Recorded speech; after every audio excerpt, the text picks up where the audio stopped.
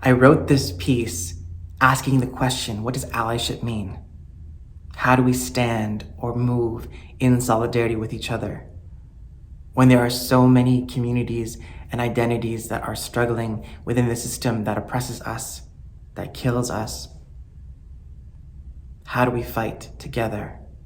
How do we live and love and celebrate together?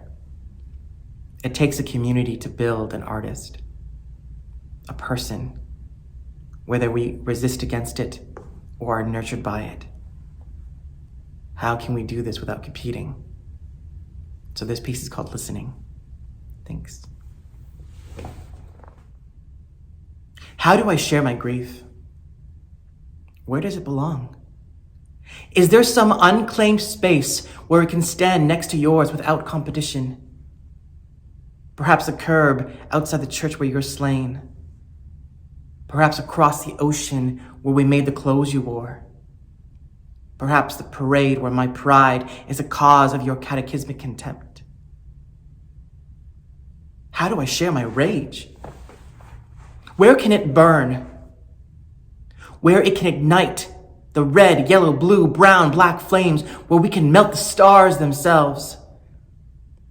Where the white lines are melted because black lives. How do I justify this breath? And this breath, and this breath, where I sing the songs of racism, where I play activist in this armchair, where I type nimble privilege, where I recognize the limit of my transformation. How do you wake up in the morning knowing that today is going to be a little bit worse? Knowing that today is going to be a whole lot worse. Knowing that life, never mind love, is a battlefield.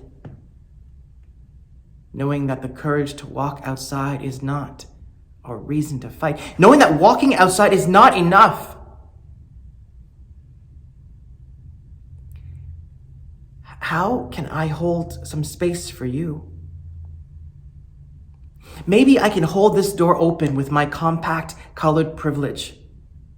Maybe my skin is light enough that they'll listen. Can my status share your story?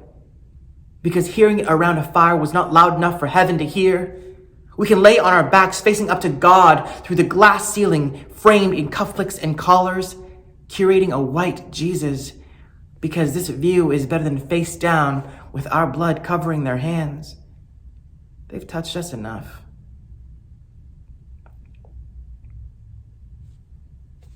I tried being silent. I tried to hold my tongues aflame. I tried to appropriate the story under the auspice of alliance. But I didn't say shit when shit went down.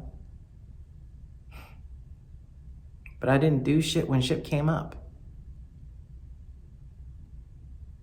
And I didn't give a shit when the video reports stopped.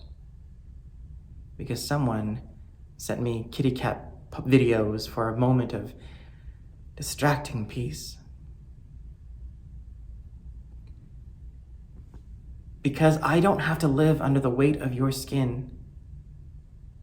Because I don't have to die under the weight of your skin. Because I was allowed to feel safe around men with guns until I wasn't. Because they'll never need your injera like they need my balls covered in sweet and sour sauce. I can set aside my race, one that can never be won. Give up my time at the mic so you can grieve, weep, scream, if it means you'll believe that I'm listening. Some homeless boy who can't heal you, who can't help you. But I'll stand by you. I'll catch you when you're doing something right. I'll catch you when they do you wrong. I'll come for you every time you disgrace the cause. I'll come for you anytime it's down to me and you. I'll recognize that I can't hold space that I don't own to give, but I'll push the borders back, living on the drawn lines where they've placed us, because the glass ceiling is no closer to heaven than the space where I am humbled to hear you speak.